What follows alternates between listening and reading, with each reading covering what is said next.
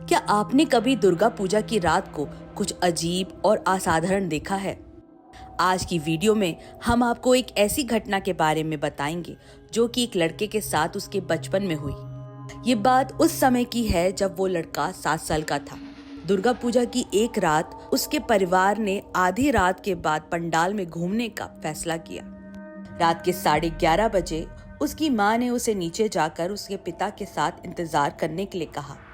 पर जब कुछ समय के बाद सब लोग नीचे जाने के लिए इकट्ठे हुए तो उन्होंने देखा कि वो बच्चा वहां नहीं था। उन्होंने उसे ढूंढना शुरू कर दिया और यहाँ तक कि पड़ोसी भी इकट्ठे हो गए। जब वो नीचे नहीं मिला तो उसकी माँ ने सोचा कि हो सकता है वो ऊपर के वॉशरूम में होगा और उसे ढूंढने के लिए ऊपर चली गई। पर जब उसकी माँ उसे ऊपर ढूंढने जा रही थी तब छत से सटे एटिक से उसके हंसने की आवाज सुनाई दी। उसकी हंसी सुनकर जब उसकी माँ ऊपर पहुंची तो उन्होंने देखा कि उनका बच्चा किसी से बात कर रहा था। उन्होंने सुना कि उनके बेटे ने कहा, मुझे गेंद दो, नहीं तो हम खेलेंगे कैसे। और उसकी थोड़ी देर बाद उन्होंने देखा कि एक बॉल उसकी ओर उछल कर आ रही थी। ये देखते ही उसकी माँ ने उसे तुरंत उठाया और नीचे की ओर तेजी से भागी और नीचे पहुंचते ही उसके पिता से एटिक को लॉक करने को कहा।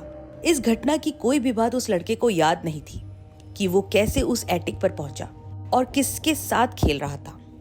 पर कई साल बाद उसकी माँ ने उसे बताया कि उस दिन उन्होंने उसे उसके दादाजी की आत्मा के साथ खेलते हुए देखा था। अगर आपको भी ये कहानी पसंद आई हो तो लाइक और शेयर जरूर करें, और अगर आपके पास कोई डरावनी कहानी हो तो कमेंट सेक्शन पर जरूर शेयर करें। अगली बार फिर मिलूंगी एक और डरावनी कहानी लेकर। तब तक के लिए अलविदा।